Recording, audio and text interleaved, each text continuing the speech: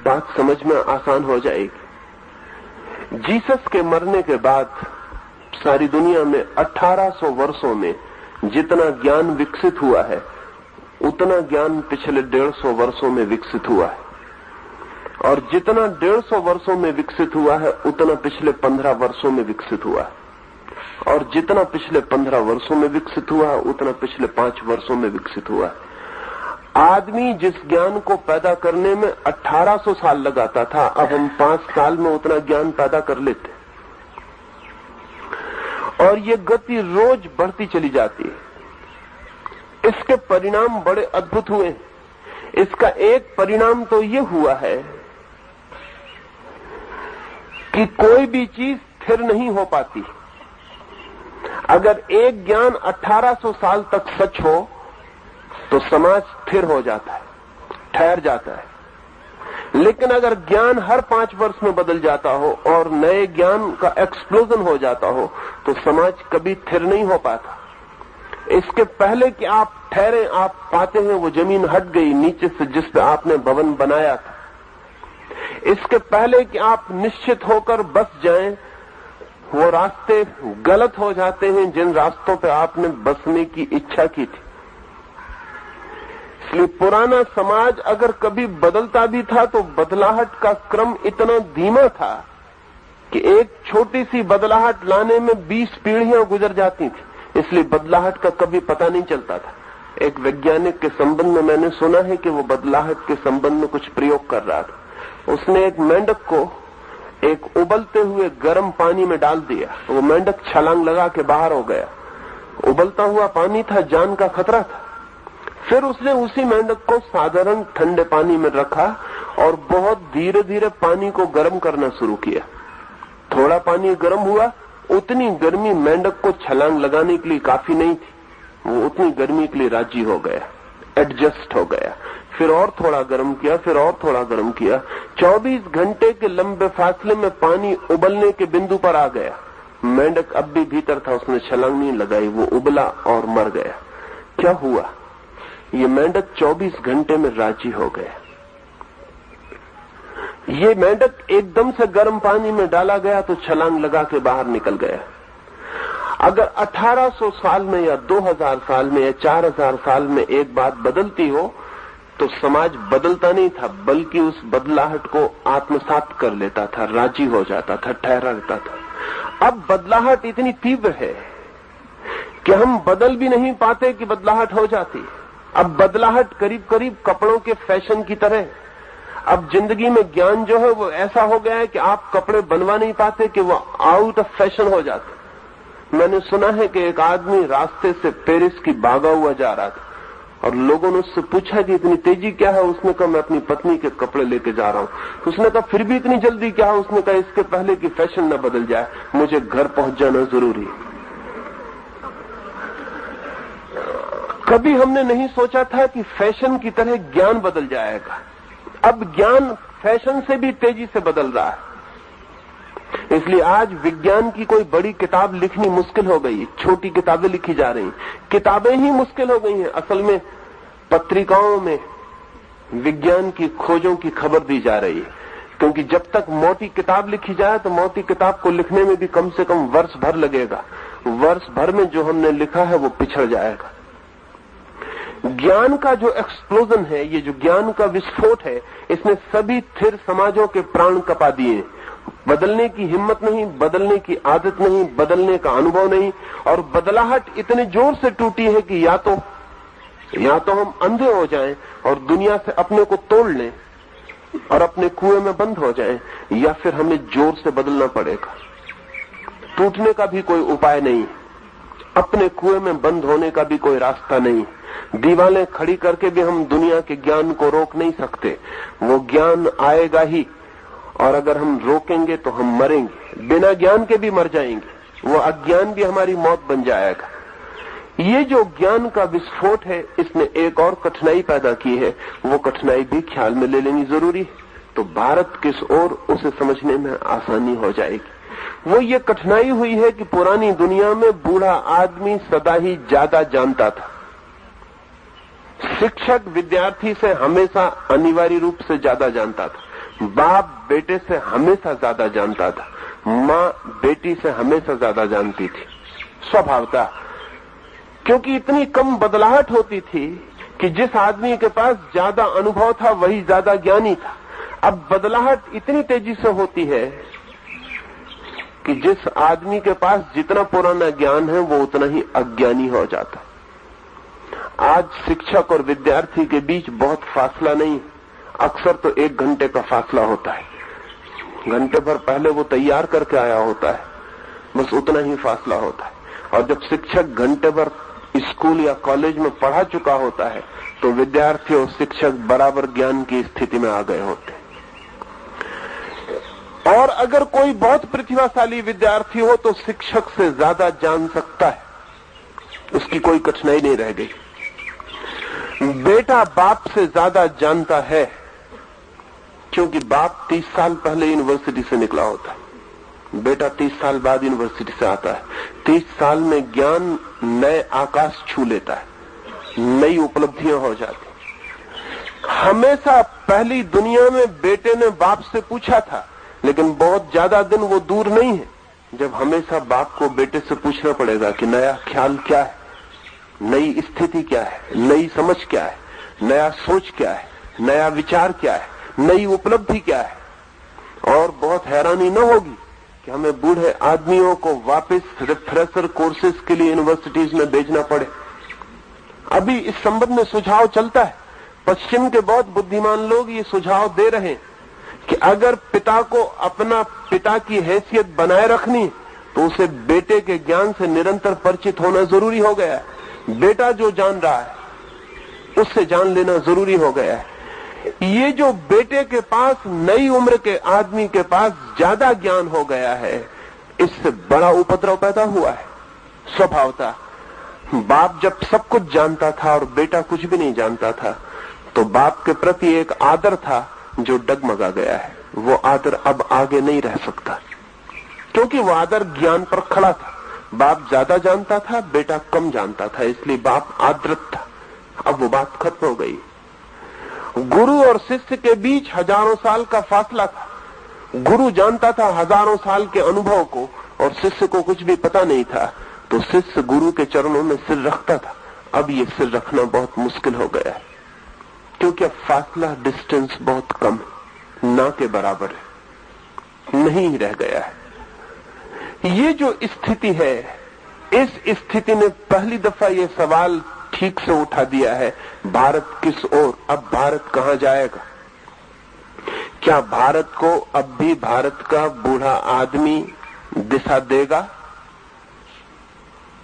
अगर देगा तो भारत कहीं भी नहीं जाएगा, वो जहां था वहीं रहेगा। बूढ़े आदमी की हिम्मत बदलाहट की कम हो जाती है। बुढ़ापे का मतलब ही यही है, बायोलॉजिकली भी। जो जीव शास्त्र आप में से पढ़ते होंगे वो भी कहेंगे कि बुढ़ापे का मतलब ही यह है कि बदलाहट की क्षमता कम हो गई, बूढ़े की नसें सख्त हो जाती हैं, अब बदल नहीं सकती। बच्चा बदल सकता है, लोचपूर्ण है, फ्लेक्सिबल। अगर बूढ़े भारत को दिशा देंगे तो वे दिशा नहीं देंगे। भारत जैसा सरोवर था, तालाब, वे उसे वैसा ही बनाए रखना चाहेंगे। लेकिन अगर बच्चे भारत को दिशा देंगे तो भी कम खतरा नहीं, क्योंकि बूढ़े दिशा देंगे तो तालाब सड़ जाएगा, बंद रह जाएगा, हम दुनिया के साथ गति न कर सकेंगे। और अगर बच्चों ने दिशा दी तो सिर्फ अनार्की पैदा होगी, अराजकता पैदा होगी, 1000 दिशाएं हो जाएंगी, नदी नहीं बनेगी, 1000 छोटी छोटी धाराएं टूट जाएंगी, समाज बिखर जाएगा, व्यवस्था खंडित हो जाएगी और एक अराजकता, एक अनार्की पैदा हो जाएगी। अगर हम बूढ़े से दिशा मांगे तो डेडनेस परिणाम में आएगी, मृत्यु, एक मुर्दा समाज। और अगर हम बच्चों से दिशा मांगे तो एक अनार्की पैदा होगी, एक अराजक समाज। ये दोनों ही विकल्प चुनने जैसे नहीं। अगर बूढ़े दिशा देंगे तो भारत के अतीत को ही वो भारत पर फिर से थोपना चाहेंगे, वो फिर राम राज्य ही लाना चाहेंगे। हालांकि कोई चीज कभी लौटाई नहीं जा सकती, जो गई वो गई। इतिहास पुनरुक्त नहीं होता है, इस जगत में कुछ भी लौटता नहीं। जो गया वो गया, पुनरुक्ति नहीं होती, रामराज्य लौटाया नहीं जा सकता है। लेकिन अगर बूढ़े भारत के भविष्य की भी कल्पना करेंगे तो रामराज्य की भाषा में करेंगे।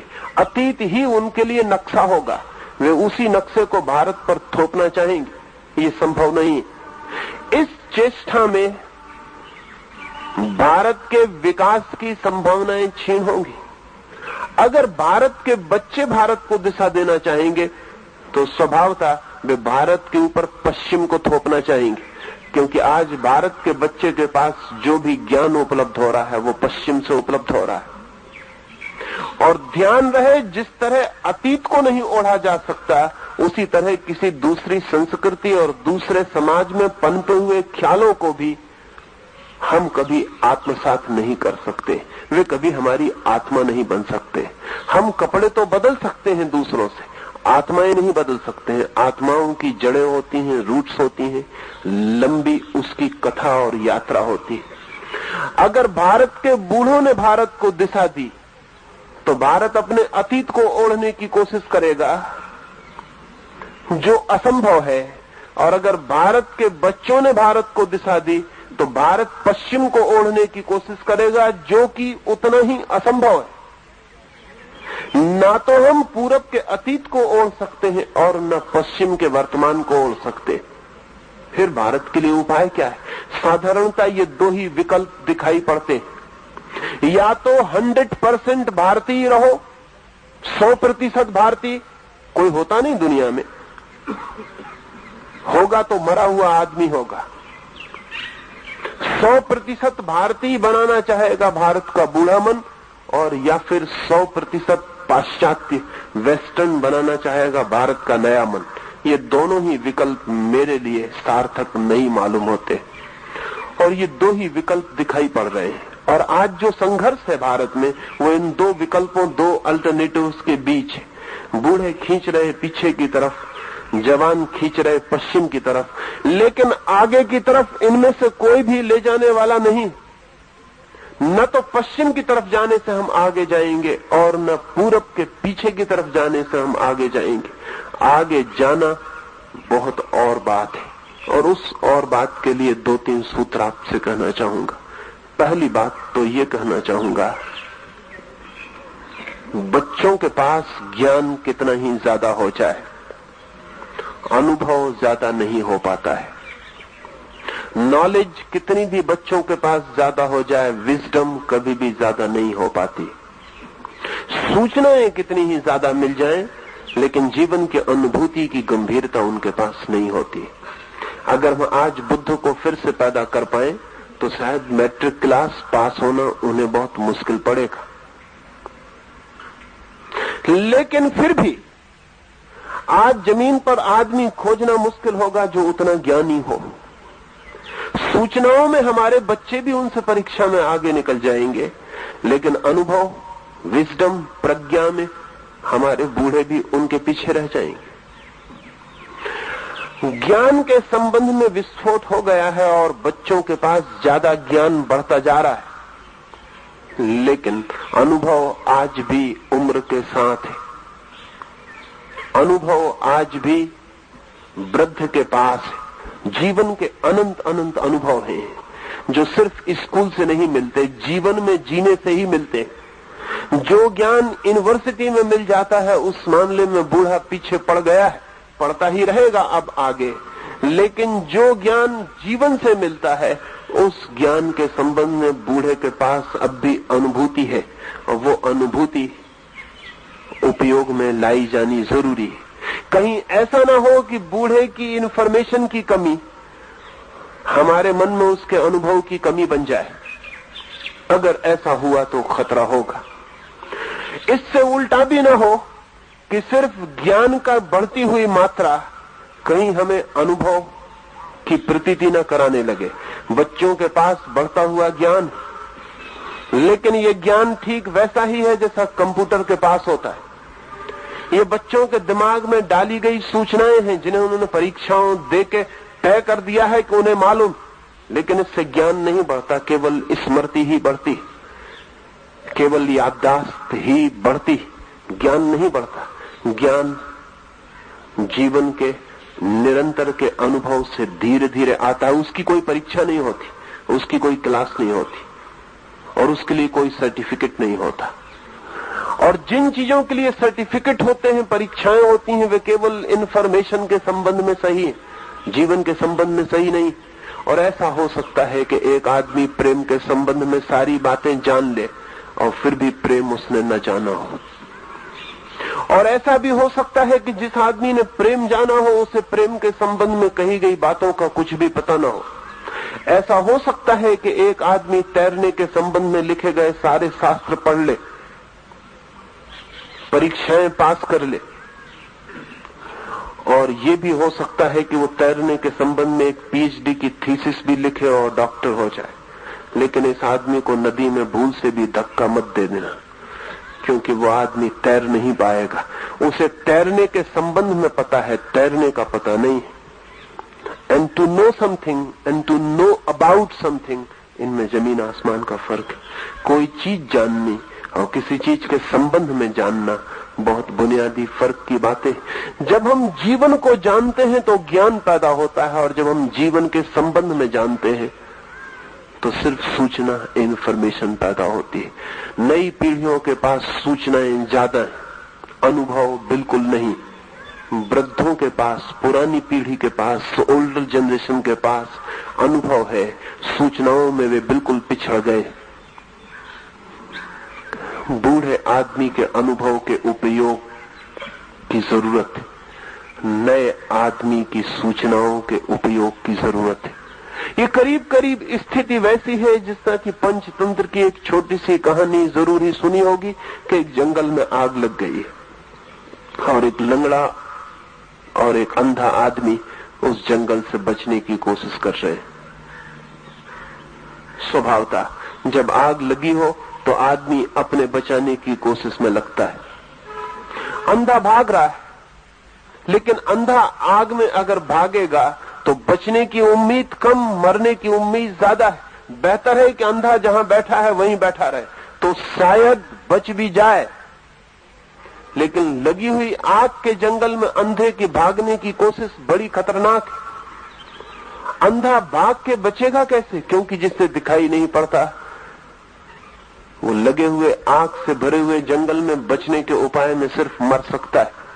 लेकिन अंधा भी भाग रहा है। लंगड़े को दिखाई पड़ रहा है लेकिन भाग नहीं सकता। कहानी है पंचतंत्र की। बड़े बुद्धिमान रहे होंगे वे अंधे और लंगड़े। उन दोनों ने साथ कर लिया और सहयोग किया। उन्होंने एक कोऑपरेशन किया और उन्होंने ये तय किया कि अंधा आदमी चले और लंगड़ा आदमी अंधे के कंधों पर बैठ जाए। लंगड़ा आदमी देखे और अंधा आदमी चले, और वो दोनों आदमी एक आदमी की तरह व्यवहार करें, दो आदमियों की तरह नहीं। वे एक दूसरे के लिए कॉम्प्लीमेंटरी हो जाएं, वे एक दूसरे के लिए परिपूरक हो जाएं। वे अंधे और लंगड़े जंगल के बाहर आ गए थे। आश्चर्य नहीं कि बाहर आ गए, क्योंकि बाहर आने का जो सुगमतम उपाय हो सकता था उसका उन्होंने उपयोग किया था। मेरी दृष्टि में भारत आज करीब करीब पंचतंत्र की कहानी की स्थिति में। एक तरफ लंगड़े बूढ़े हैं जिनके पास आंखें हैं, दूर तक देखने का अनुभव है। दूसरी तरफ ताकत से भरे हुए जवान हैं जिनके पास दूर तक दौड़ने के लिए मजबूत पैर हैं, लेकिन अनुभव की आंखें नहीं है। ये लंगड़े नक्सलाइट हुए जा रहे हैं और ये बूढ़े मंदिरों में भजन कीर्तन कर रहे हैं। इन दोनों के बीच कोई कोऑपरेशन नहीं, इन दोनों के बीच कॉन्फ्लिक्ट, इन दोनों के बीच विरोध, इन दोनों के बीच संघर्ष, इन दोनों के बीच ऐसा संबंध है जैसा दुश्मनों के बीच होता है, मित्रों के बीच नहीं। भारत किस ओर, ये निर्णय रास्ते का कम और चलने वालों के बीच सहयोग का ज्यादा है। और अगर जवान और बूढ़े, नई और पुरानी पीढ़ी के बीच एक सहयोग हो सके तो बहुत कठिन नहीं है कि हम तय कर लें कि किस ओर। लेकिन तय करना बेकार है, क्योंकि जो तय कर सकते हैं, जो देख सकते हैं, उनके पास पैर नहीं, और जो चल सकते हैं वे आंख वालों की बात सुनने को राजी नहीं। भारत अगर मरेगा तो चीन के हमले से शायद बच भी जाए, पाकिस्तान से उसे कोई बड़ा खतरा नहीं। तीसरा महायुद्ध अगर दुनिया में हो तो शायद भारत में तो शायद ही हो, उसकी कोई संभावना नहीं।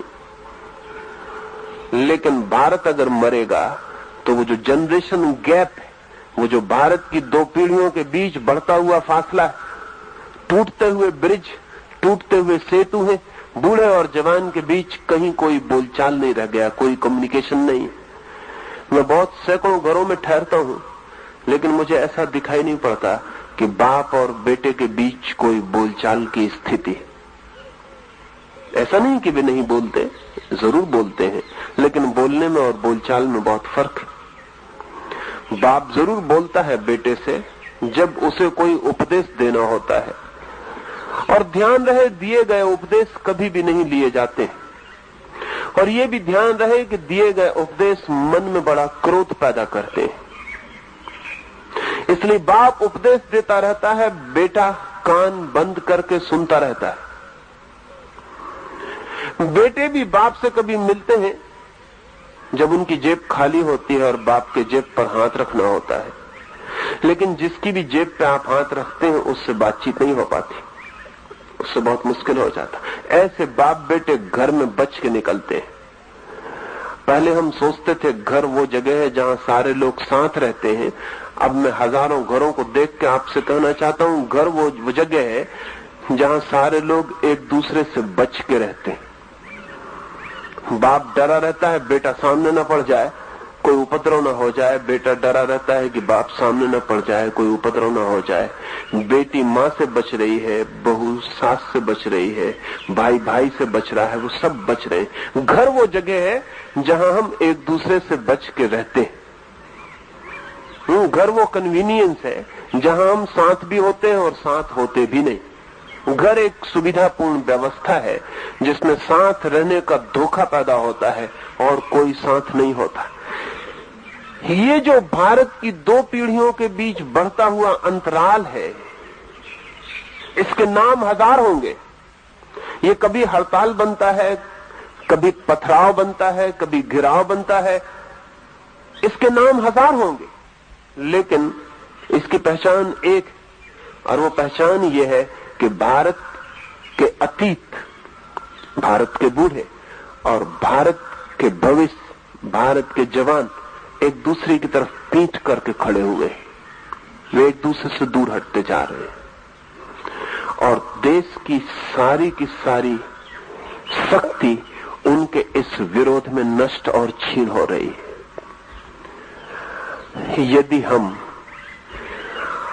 इन दो पीढ़ियों के बीच संवाद ला सके, लाया जा सकता है, और मैं मानता हूं प्रत्येक शिक्षण संस्था को दो पीढ़ियों के बीच संवाद लाने की कोशिश करनी चाहिए, जहां बाप बेटे, माँ और बेटियां आमने सामने बैठ के खुले दिल से हार्ट टू हार्ट हृदय की बात कर सके और सीधी और साफ बात कर सके, एक दूसरे को अपनी बात सीधी और साफ कह सके बिना किसी भय के।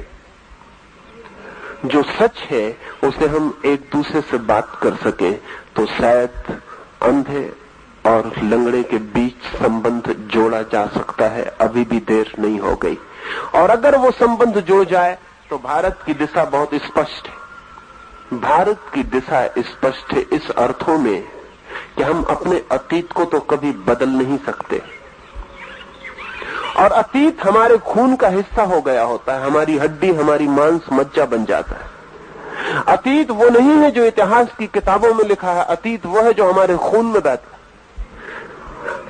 इतिहास की किताबें जल जाएं तो भी अतीत मिट नहीं जाएगा। हम अपने अतीत हैं, we are our own past.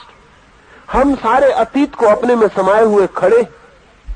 इसलिए कोई भी अतीत से बिल्कुल टूटने की कोशिश करे तो सुसाइडल है, मरेगा, बच नहीं सकता, क्योंकि हड्डी मेरी अतीत की है, मांस मेरा अतीत का है, खून मेरा अतीत का है, मैं खुद मेरे पूरे अतीत से पैदा हुआ हूं। वो जो लंबा पास्ट है जिसमें करोड़ों लोगों का हाथ है, वृक्षों का, पशुओं का, पक्षियों का, आकाश का, उस सब का मैं अंतिम छोर हूं, एक बड़ी श्रृंखला की आखिरी कड़ी हूं। हम सब अपने अतीत हैं। काश हम नई पीढ़ी को ये समझा पाए कि अतीत हमारे जीवन का आधार है, और काश हम पुरानी पीढ़ी को ये समझा पाए कि हम सिर्फ अतीत नहीं है, हम अपने भविष्य भी हैं। अतीत वो है जो हम हो गए, भविष्य वो है जो हम होंगे, जो हम हो सकते हैं। अतीत हमारा आधार है, भविष्य हमारा शिखर है। अतीत हमारी बुनियाद है, भविष्य हमारे मंदिर का स्वर्ण शिखर है जो कल हम चढ़ाएंगे। अतीत हम हो गए, भविष्य हमें होना है, और कोई शिखर मंदिर का बुनियाद के बिना नहीं होता, और कोई फूल जड़ के बिना नहीं खिलता। जड़ अतीत है, फूल भविष्य। काश हम भारत की नई पीढ़ी को समझा पाए कि अतीत तुम्हारा खून, तुम्हारी हड्डी है, उससे तुम टूट नहीं सकते। तुम बुद्ध की प्रतिमा तोड़ो, तुम विद्यासागर की प्रतिमा गिराओ, तुम मंदिर जला दो, तुम मस्जिदों में आग लगा दो, तुम गुरुद्वारों की तरफ पीठ कर लो, तुम गीता, कुरान, बाइबल भूल जाओ, सब हो जाए, लेकिन फिर भी अतीत से तुम टूट नहीं सकते, क्योंकि तुम्हारा होना ही, तुम्हारे होने में ही, द वेरी बीइंग, उसमें ही तुम्हारा सारा अतीत समाहिष्ट है। उसमें बुद्ध मौजूद है, उसमें महावीर, रामकृष्ण, नानक, सब उसमें मौजूद है। सब किताबें मिट जाएं, सब अतीत खो जाए, तो भी हमारे खून के हिस्से, अतीत से हम मुक्त नहीं हो सकते। वो है, मैं अब कुछ भी उपाय करूं, अपने पिता से कैसे मुक्त हो सकता हूं? पिता का दुश्मन हो जाऊं, मैं उनकी हत्या कर दूं, तो भी मैं पिता से मुक्त सकते हैं। माना कि मां का मैं हिस्सा हूं, लेकिन मां तक ही सीमित नहीं रह सकता, अन्यथा मेरा कोई जीवन नहीं होगा। अतीत हमारा है, लेकिन हम अतीत को भी ट्रांसेंड करते हैं, पार जाते हैं, वही हमारा भविष्य। काश हम बूढ़ी पीढ़ी को समझा सके कि भविष्य की तरफ फैलती हुई शाखाओं को अतीत में बांधो मत, मुक्त करो।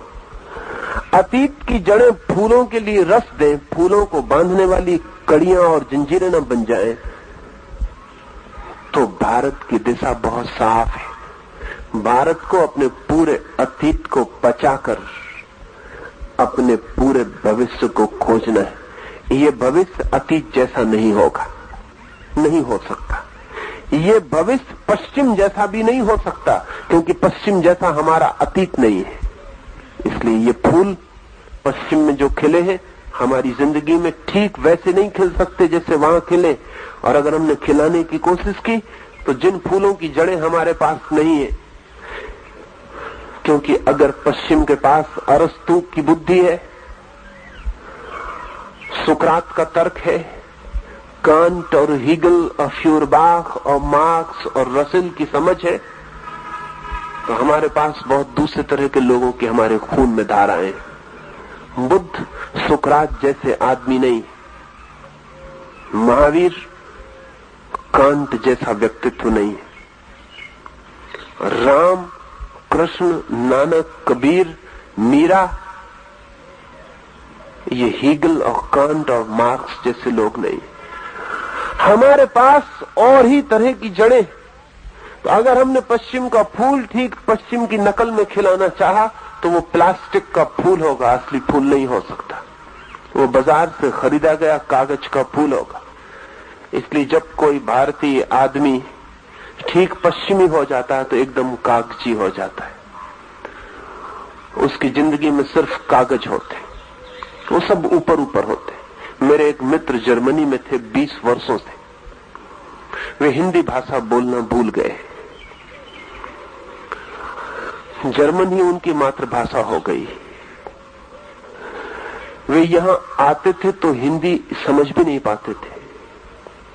बहुत छोटे थे तब जर्मनी गए, मुश्किल से 9 साल के थे। स्वभावतः जर्मन भाषा उनके प्राणों में भर गई। फिर पिछले वर्ष एक बड़ी अजीब घटना घटी कि वो बीमार हो गए, और बीमारी इतनी घातक हुई कि वो कोमा में, बेहोशी में चले गए। तो तो उनके भाइयों को यहां से जर्मनी जाना पड़ा। अस्पताल में उनके भाइयों को रुकने के लिए आज्ञा न थी, दिन भर साथ रहते, रात छोड़ देते। लेकिन डॉक्टरों ने कहा कि रात बड़ी अजीब हालत होती है, कभी कभी आपका भाई होश में आ जाता है, तो न मालूम किस भाषा में बोलने लगता है जिसे हम समझ नहीं पाते, तो आप रुके। बड़ी हैरानी की बात, रात जब वो बेहोशी उनकी टूटती तो वो हिंदी में बोलने लगते। वो जो 20 साल में भी सीखा है ऊपर से, वो भी प्राणों के बहुत गहरे में नहीं जा पाता। जब वे बेहोशी में बड़बड़ाते तो हिंदी में, और जब होश में बोलते तो जर्मन में। वो जो प्राणों के गहरे में जड़े हैं वो वहां होती हैं। मेरे एक मित्र मुझे लिखते थे कि दूसरे मुल्क में जाके एक बड़ी कठिनाई होती है। वो कठिनाई साधारणतः अनुभव नहीं आती। अगर किसी के प्रेम में पड़ जाओ तो दूसरे की भाषा में बोलना बहुत कठिन हो जाता है, या किसी से झगड़ा हो जाए तो भी दूसरे की भाषा में बोलना बहुत कठिन हो जाता है। दुकान चलानी हो, काम चलाना हो, चल जाता है, लेकिन प्रेम और झगड़े में लगता है अपनी ही भाषा में बोला जाए। एक छोटी सी कहानी मुझे याद आती। सुना है मैंने कि राजा भोज के दरबार में एक पंडित आया और वो पंडित 30 भाषाएं बोलता था, और इस भांति बोलता था कि लगता था प्रत्येक भाषा उसकी मातृभाषा है। बड़ी कठिन उपलब्धि है। उसने चुनौती की राजा भोज के दरबारियों को कि तुम में से अगर कोई मेरी मातृभाषा पहचान ले तो मैं 1 लाख स्वर्ण मुद्राएं भेंट करूंगा, और अगर नहीं पहचान पाया प्रतियोगी तो उसे 2 लाख स्वर्ण मुद्राएं मुझे देनी पड़ेंगी। राजा भोज के लिए बड़े अपमान की बात थी। भाषा बोलना तो दूर, उसकी भाषा पहचानने के लिए उसने ये चुनौती दी थी। भोज के दरबार के पंडित रोज हारने लगे। वो रोज भाषाएं बोलता और जो भी भाषा मातृभाषा बताई जाती वो कहता कि नहीं। कालिदास चुप थे।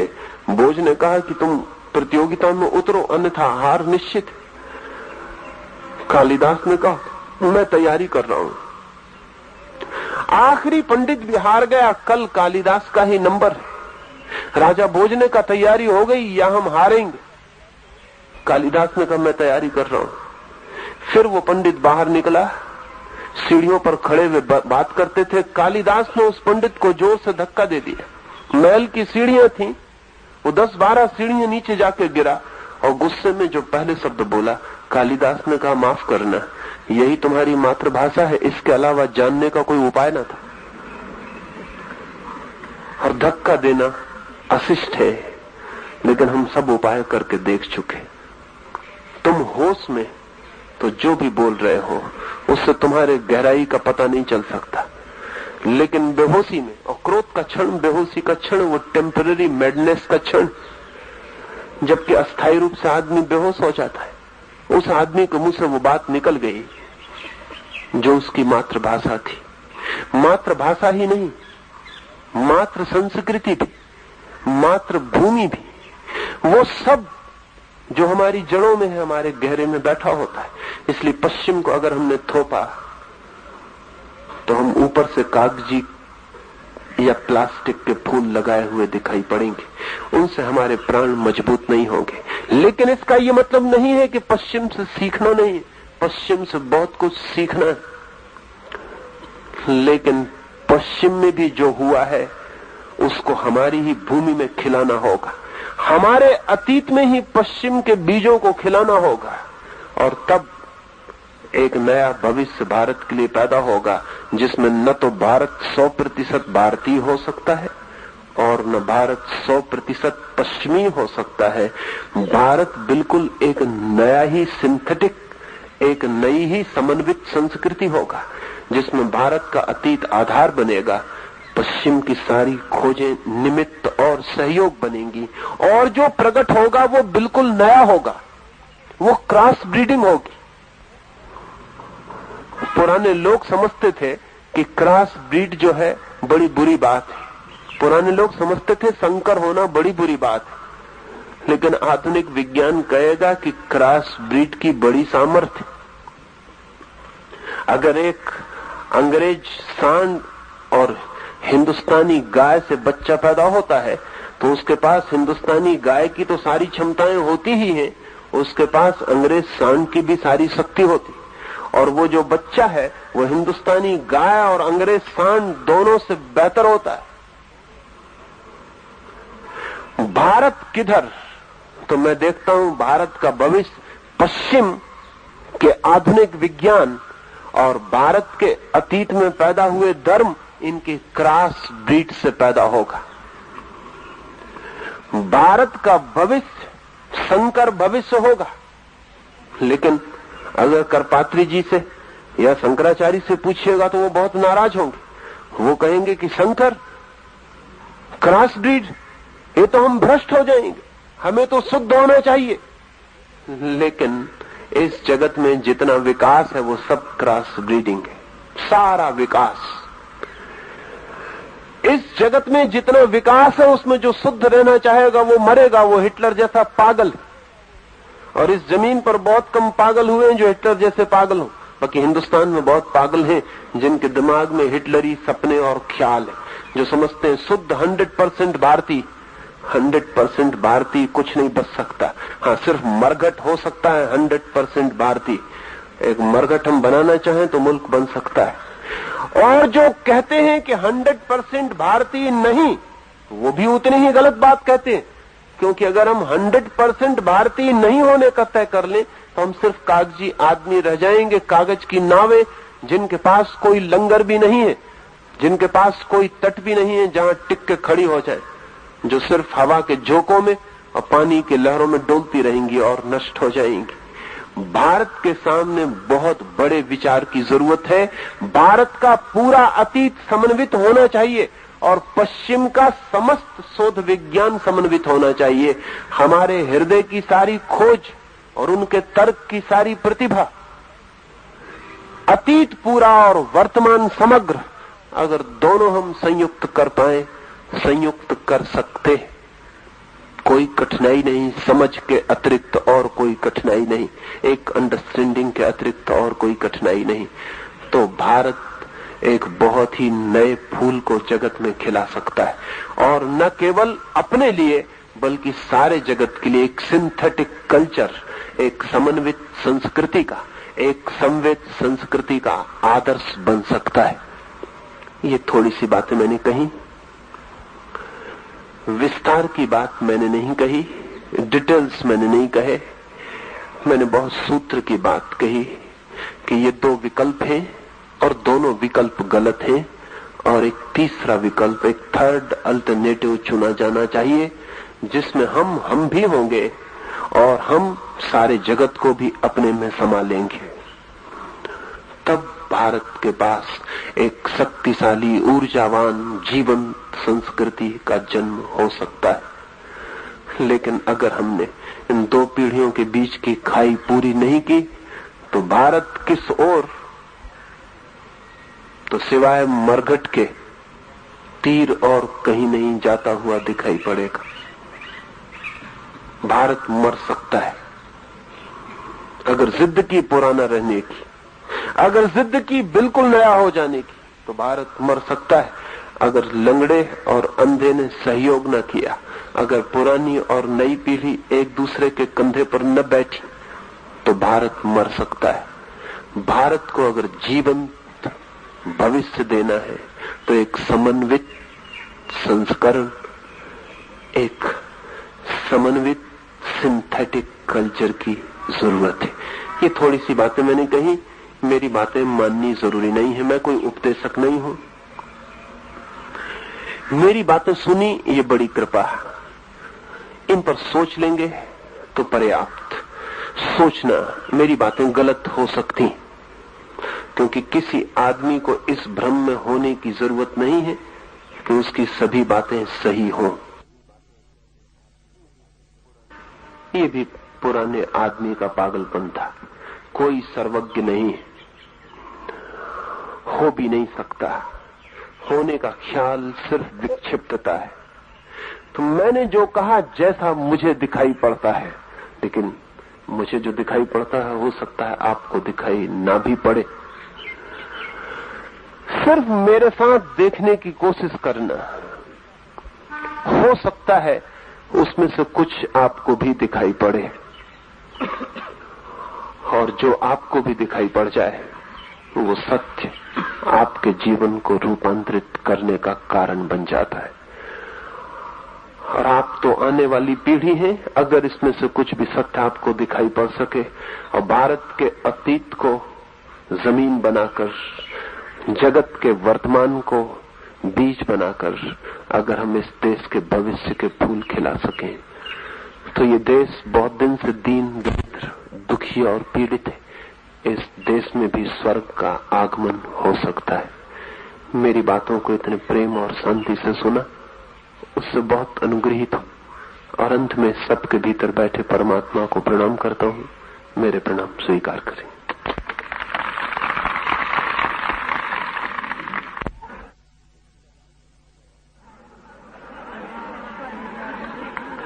एक सवाल पूछा गया है, और वो सवाल वही है जो आपके प्राचार्य महोदय ने भी कहा। सरल दिखाई पड़ती है सैद्धांतिक रूप से जो बात, उसको आचरण में लाने पर तत्काल कठिनाइयां शुरू हो जाती। कठिनाइयां हैं, लेकिन असंभावनाएं नहीं। डिफिकल्टीज हैं, इम्पॉसिबिलिटीज नहीं।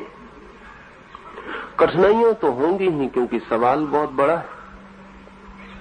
और अगर हम सोचते हो कि कोई ऐसा हल मिल जाएगा जिसमें कोई कठिनाई नहीं होगी, तो ऐसा हल कभी भी नहीं मिलेगा।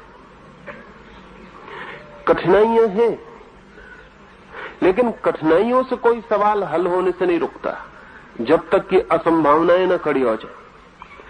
तो एक तो मैं ये कहना चाहता हूं कि कठिनाइयां निश्चित हैं, थोड़ी नहीं बहुत है, लेकिन हल की जा सकती हैं, क्योंकि कठिनाइयां ही हैं और कठिनाइयां हल करने के लिए ही होती हैं। लेकिन अगर हम कठिनाइयों को गिनती करके बैठ जाएं, घबरा जाएं, तो फिर एक कदम आगे बढ़ना मुश्किल हो जाता है। मैंने सुना है कि एक आदमी एक पहाड़ की यात्रा पर निकला था। उसके पास एक छोटी सी लालटेन थी और रात थी अंधेरी, और लालटेन की रोशनी 2-3 कदम से ज्यादा नहीं पड़ती थी। तो वो घबरा के बैठ गया। पास से कोई दूसरा आदमी गुजरता था। उसने कहा, तुम बैठ क्यों गए हो? उसने कहा कि मुझे चलना है कोई 1000 मील, और लालटेन की रोशनी है बहुत थोड़ी, 2 कदम तक पड़ती। तो मैंने हिसाब लगाया, मैं गणित का जानकार हूं, तो मैंने हिसाब लगाया कि 10,000 मील दूर तक फैला हुआ अंधेरा है, और जरा सी लालटेन है, 2 कदम तक रोशनी पड़ती, इससे पार नहीं हुआ जा सकता, इसलिए मैं बैठ गया। तो उस दूसरे आदमी ने कहा कि माना मैंने कि तुम्हारा गणित ठीक है, लेकिन क्या तुम्हारे बैठ जाने से पार हो जाओगे? उसने कहा, बैठ जाने से तो बिल्कुल ही पार नहीं होगा। तो उस दूसरे आदमी ने कहा, कम से कम 2 कदम चलो, जितनी रोशनी, और भरोसा रखो कि जिस दिए से 2 कदम तक रोशनी पड़ी, आगे 2 कदम चलने पर फिर 2 कदम तक रोशनी पड़ेगी, और तुम जितना चलोगे हमेशा 2 कदम आगे तक रोशनी दिखाई पड़ती रहेगी। और 10,000 मील इकट्ठा तो कोई भी नहीं चलता है, आदमी चलता है एक बार एक ही कदम।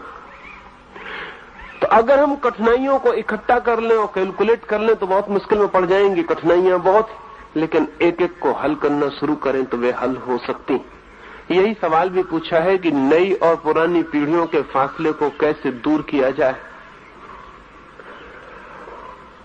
शिक्षण संस्थाएं क्या कर सकती हैं, ये भी पूछा है। इस संबंध 3-4 प्रयोग जरूर किए जाने जैसे मुझे लगते।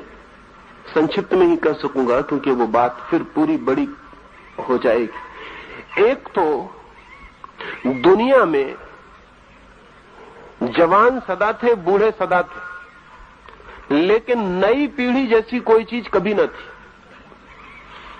उसका कारण था, ना तो बड़ी यूनिवर्सिटीज थी, ना बड़े कॉलेजेस थे जहां नए बच्चों को हम इकट्ठा कर दें। एक घर में बच्चा अपने घर में था, दूसरा बच्चा अपने घर में था। आज लाखों बच्चे एक जगह इकट्ठे हो गए, इसलिए सारी दुनिया में उपद्रव की जो जगह है वो यूनिवर्सिटी के कैंपस बन गए। चाहे फ्रांस हो, और चाहे जापान हो, और चाहे कलकत्ता हो, और चाहे बनारस हो, इससे कोई फर्क नहीं पड़ता। सारी दुनिया में आज जहां नई और पुरानी पीढ़ी का फासला बहुत कस के दिखाई पड़ता है वो यूनिवर्सिटी कैंपस। नई पीढ़ी बड़े पैमाने पे इकट्ठी है एक जगह और पुरानी पीढ़ी बिखरी हुई है, वो इकट्ठी कहीं भी नहीं। पुराने दिनों में पुरानी पीढ़ी की संस्थाएं थी, मंदिर उनका था, पंचायत उनकी थी, गिरजा उनका था। नई पीढ़ी बिखरी हुई थी, पुरानी पीढ़ी इकट्ठी थी। आज बाप अकेला पड़ गया और बेटे बहुत बड़ी संख्या में एक जगह इकट्ठे हो गए। इसलिए बाप की पीढ़ी के लिए कोई भी उपाय नहीं रह गया। तो एक तो मेरा मानना है कि हर शिक्षण संस्था को जिस तरह वो नई पीढ़ी को इकट्ठा करती है, इस तरह वर्ष में 15 दिन, महीने भर के लिए पुरानी पीढ़ी को भी नई पीढ़ी के साथ इकट्ठा करने के प्रयोग शुरू करने चाहिए। वो सेमिनार बड़े कीमत के सिद्ध हो सकते। पुरानी और नई पीढ़ी को कहीं निकट लाने की कोशिश करने के 1000 उपाय किए जा सकते, लेकिन कहीं उन्हें निकट लाने के हमें उपाय करने चाहिए। मैं मानता हूं शिक्षण संस्थाएं ठीक जगह हैं जहां ये संभव हो सकता है। और नई और पुरानी पीढ़ी अपनी सारी तकलीफों को एक दूसरे से कहे। अभी क्या है, पुरानी पीढ़ी नई पीढ़ी को गाली देती रहती घरों में बैठकर, नई पीढ़ी पुरानी पीढ़ी को ना समझ के उपेक्षा करती रहती।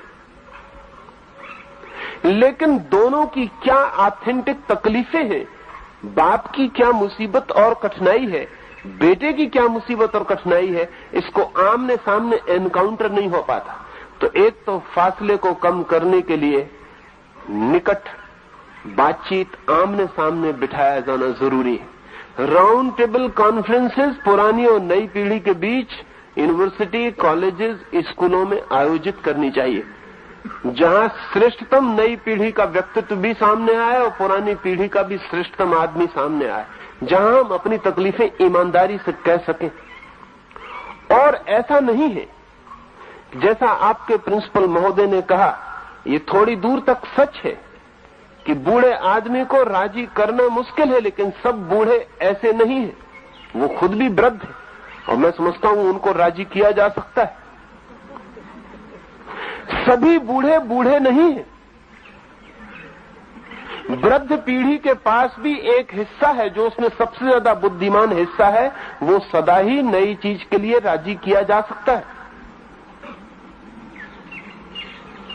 नई पीढ़ी के पास भी सभी बच्चे नहीं, नई पीढ़ी के पास भी एक हिस्सा है जो उसका सबसे बुद्धिमान हिस्सा है, जिसे पुरानी पीढ़ी के निकट लाया जा सकता है।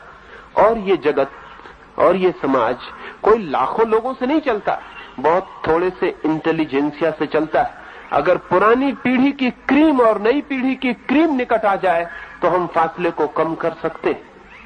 कोई हर आदमी को निकट लाने की जरूरत नहीं है, लेकिन क्रीम भी निकट नहीं आ पाती है, बल्कि क्रीम बिल्कुल निकट नहीं आ पाती। जो नई पीढ़ी में बुद्धिमान और तेजस्वी लड़का है वो बगावती हो जाता है, वो तोड़फोड़ में लग जाता है। जो पुरानी पीढ़ी के पास बुद्धिमान आदमी है वो अक्सर रिनंसिएशन में पड़ जाता है। वो सोचता है कि सब बकवास है, छोड़ो। वो अपनी जिंदगी के जो थोड़े दिन बचे हैं उनको शांति और आनंद से और अपनी खोज में बिताना चाहता है। पुरानी पीढ़ी के बुद्धिमान को और नई पीढ़ी के बुद्धिमान को निकट लाया जा सकता है। बुद्धुओं को तो कहीं भी निकट नहीं लाया जा सकता, चाहे वो पुरानी पीढ़ी के हो और चाहे नई पीढ़ी के हो। उनको निकट लाने की जरूरत भी नहीं है, उनको निकट लाने का कोई प्रयोजन भी नहीं है। ये जगत बहुत थोड़े से लोगों से संचालित होता है। ये मुश्किल से 1% आदमी है, वही यहां व्यवस्था करवाता है, वही उपद्रव भी करवाता है। मुश्किल से 1% आदमी है जो जिंदगी को सुख भी देता है और दुख से भी भर देता है। ये सारे लोगों का प्रश्न नहीं है। सारी भीड़, वो जो मासेस है, वो तो आमतौर से भेड़ चाल होती है, वो तो भेड़ की तरह पीछे चलती रहती है। सिर्फ आगे की भेड़ को निकट लाने की जरूरत है, और ये बहुत बड़ा मसला नहीं है। यूनिवर्सिटी कैंपस, शिक्षण संस्थाएं इन्हें निकट ला सकते हैं। इन्हें करीब रहने का मौका भी मिलना चाहिए। बूढ़े और बच्चे साथ रह सकें, साथ खेल सकें, 15 दिन के लिए गपशप कर सकें, दोस्ती कर सकें। एक अमरीकी बूढ़ी औरत ने, 70 साल की बूढ़ी औरत, उसने एक छोटा सा प्रयोग किया है, वो मैं आपसे कहना चाहूं। उसने एक 4 साल के बच्चे से दोस्ती की और उस 4 साल के बच्चे के साथ दोस्त की तरह व्यवहार करने का 3 साल तक प्रयोग किया है। उसने अपने 3 साल के संस्मरण लिखे हैं, वो बड़े अद्भुत हैं। वो बच्चों को भी पढ़ाए जाने चाहिए और बूढ़ों को भी पढ़ाए जाने चाहिए।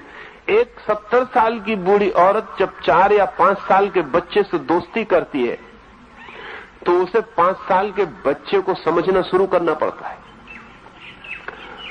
5 साल का बच्चा 2 बजे रात उसको उठा लेता है और कहता है चांद बाहर बहुत अच्छा है, बाहर चले। दोस्त है, ये बूढ़ी उसकी मां नहीं है कि इनकार कर दे, दोस्त की बात माननी पड़ती है। वो बच्चा उसे 2 बजे रात बाहर रोशनी में ले गया है। वो बच्चा उसे तितलियां पकड़ने के लिए दौड़वाता है, वो दोस्त है, उसकी मां नहीं है। वो बच्चा उसे नदी में तैरने के लिए ले जाता है। वो बच्चा उसे पक्षियों के गीत भी सुनने के लिए आतुर करता है। वो उस बच्चे के साथ नाचती भी है, कंकड़ पत्थर भी बीनती है, जाके शंख सीपी भी बीनती। और 3 साल के अनुभव में उसने लिखा कि 3 साल उस बच्चे की दोस्ती ने उस बच्चे को क्या दिया वो मुझे पता नहीं, वो तो जब बच्चा लिखेगा अपने संस्मरण कभी तब पता चले। लेकिन मुझे जिंदगी दोबारा मिल गई, मैं फिर से जवान हो गई, मैं फिर से बच्चा हो गई। मैं अब फिर तितली में रंग देख पाती हूं और अब मैं फिर नदी के किनारे पड़े कंकड़ पत्थरों में हीरे मोती देख पाती हूं और अब मैं फिर रात झिंगुर की आवाज सुनने के लिए वृक्ष के पास रुक के बैठ पाती हूं।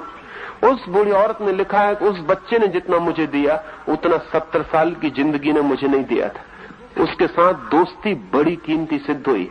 ऐसा नहीं है कि बच्चे को सिद्ध ना होगी, क्योंकि जब बूढ़ी को बच्चे से मिलेगा तो बच्चे को बूढ़ी से भी मिलने वाला है। हम पुरानी पीढ़ी और नई पीढ़ी के कम से कम बुद्धिमान वर्ग को निकट लाने का उपाय करें, उनकी समझ एक दूसरे के बाबत बढ़े तो अंडरस्टैंडिंग जितनी बढ़े। अगर हम वृद्ध पीढ़ी की कठिनाई समझ सकें, उनकी कठिनाइयां हैं, उनकी कठिनाइयों का अंत नहीं है। ऐसा नहीं है कि वो सिर्फ जिद की वजह से अपनी पुरानी बातें बदलने को राजी नहीं है।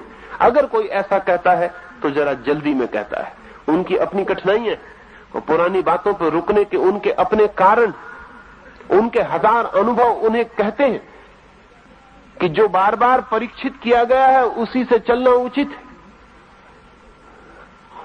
उनका अगर हम पूरा भाव समझें, उनके अनुभव समझें, उनकी स्थिति, उनका आउटलुक समझें, तो नई पीढ़ी पुरानी पीढ़ी के प्रति रिबेलियस नहीं रह जाएगी, सिंपैथेटिक हो जाएगी। इतना ही हो सकता है, अनुगामी अब नहीं हो सकता। अब नई पीढ़ी पुरानी पीढ़ी की अनुगामी कभी नहीं हो सकेगी, वो इम्पॉसिबल आकांक्षा है। सिंपैथेटिक, सहानुभूतिपूर्ण हो जाए, इतना जरूरत से काफी है, जरूरत से ज्यादा है। और पुरानी पीढ़ी नई पीढ़ी की तरह चुस्त कपड़े पहन के सड़क पर चलने लगेगी, ऐसा भी मैं नहीं मानता हूं, जरूरत भी नहीं है, उचित भी नहीं। लेकिन पुरानी पीढ़ी नई पीढ़ी के भविष्य के प्रति रिजिड न रह जाए, सख्त न रह जाए, ढांचे को बुरी तरह थोपने के लिए आतुर न रह जाए, इतनी संवेदना भरा जाए तो काफी। और मैं नहीं मानता कि ये बहुत कठिन है। कोई बाप अपने बेटे को बिगाड़ने को उत्सुक नहीं है, और अगर बिगाड़ता भी है तो बनाने की आकांक्षा में ही बिगाड़ता है। और अगर कभी उसे पता चल जाए कि वो जो ढांचे थोप रहा है वो गलत हो गए हैं, अब वो सार्थक नहीं है, तो वो ढांचे थोपने के लिए तैयार नहीं होगा। और कोई बेटा अपने बाप को दुख पहुंचाने के लिए आतुर नहीं होता, लेकिन जो वो करता है उससे जाने अनजाने दुख पहुंच जाता है। काश उसे पता चल जाए और ये सारी चीजें साफ हो जाएं, तो हमारी सहानुभूति बढ़े, तो हम निकट आ सकते हैं। पूछा है फासला कैसे कम हो, सहानुभूति कैसे बढ़े, उससे फासला कम होगा। और सहानुभूति बिल्कुल सूखती जा रही है, क्योंकि हम एक दूसरे को जब तक न जाने तब तक सहानुभूति हो भी नहीं सकती। तो कभी हमें इन दोनों पीढ़ियों को निकट लाएं और कभी इन दोनों पीढ़ियों को एक दूसरे की जगह बिठाने की भी कोशिश करें। जैसे बूढ़ी पीढ़ी को यहां बुलाएं और उनसे कहें कि आप बूढ़ी पीढ़ी के खिलाफ बोलें, और नई पीढ़ी को बुलाएं और उससे कहें कि यहां तुम नई पीढ़ी के खिलाफ क्या क्या बोल सकते हो वो बोलो। एक दूसरे के जूतों में खड़े करने की भी जरूरत है, तभी हमें पता चलता है कि दूसरे के जूते में कांटा चुभ रहा है। हमें पता ही नहीं चलता कि दूसरे के जूते में क्या तकलीफ, उसके जूते में पैर डालना पड़ता है। बच्चों को बूढ़ों की जगह थोड़ा खड़ा करना पड़ेगा, बूढ़ों को बच्चों की जगह थोड़ा खड़ा करना पड़ेगा, और शिक्षण संस्थाएं ये प्रयोग कर सकती। और अभी देर नहीं हो गई है, अभी सिर्फ शुरुआत है पागलपन की। अगर ये बढ़ता चला गया तो बहुत देर हो जाएगी और फिर सुधारना रोज कठिन होता चला जाएगा। मैं जानता हूं कठिनाइयां बहुत हैं, लेकिन कठिनाइयां प्रोग्रेसिव हैं, ये भी ध्यान में रहे, वो रोज बढ़ रही हैं। इसलिए जितने जल्दी उन पर आक्रमण हो जाए उतना ही आसान पड़ेगा। जितनी बीमारियां बढ़ जाएंगी उतनी ही कठिनाई होती चली जाएगी। बहुत संभव है कि धीरे धीरे बूढ़े और बेटे एक दूसरे की भाषा ही समझना बंद कर दें। अभी भी काफी दूर तक भाषा समझाना मुश्किल हो गया है, वो कठिन होता जा रहा है। इस कठिनाई को मिटाने के लिए हम उपयोगी हो सकते हैं, लेकिन हम नहीं हो पाते। हम नहीं हो पाते, वो हम इसलिए नहीं हो पाते कि हम में से ऐसे लोग बहुत कम हैं जिनको हम लिंक कह सकें, जिनको हम कह सकें कि जो न तो बूढ़े हैं और न बच्चे। लेकिन शिक्षक ऐसा काम कर सकता है, वो लिंक जनरेशन, उसे मैं मानता हूं। शिक्षक का काम ही यही है कि वो बूढ़े के ज्ञान को बच्चों तक पहुंचा दे और बच्चों की संभावनाओं को बूढ़ों तक पहुंचा दे। शिक्षक का उपयोग ही यही है। अब तक ये नहीं था। अब तक एक काम था शिक्षक के हाथ में कि बूढ़े का जो ज्ञान है वो बच्चों को पहुंचा दे, कन्वे कर दे। कहीं ऐसा ना हो कि बूढ़ों का ज्ञान बूढ़ों के साथ मर जाए।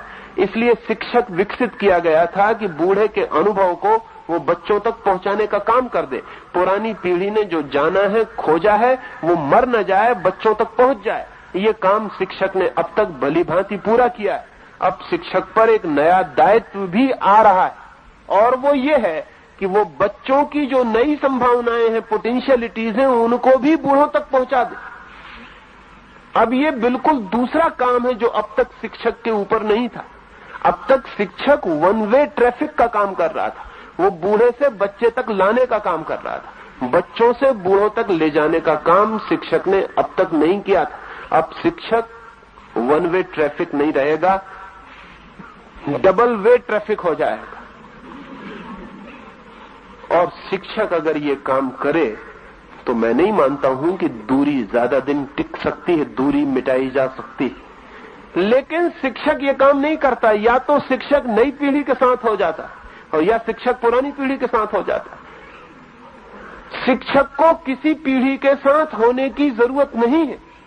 शिक्षक का मतलब ही यही है कि वो किसी पीढ़ी के साथ नहीं है, वो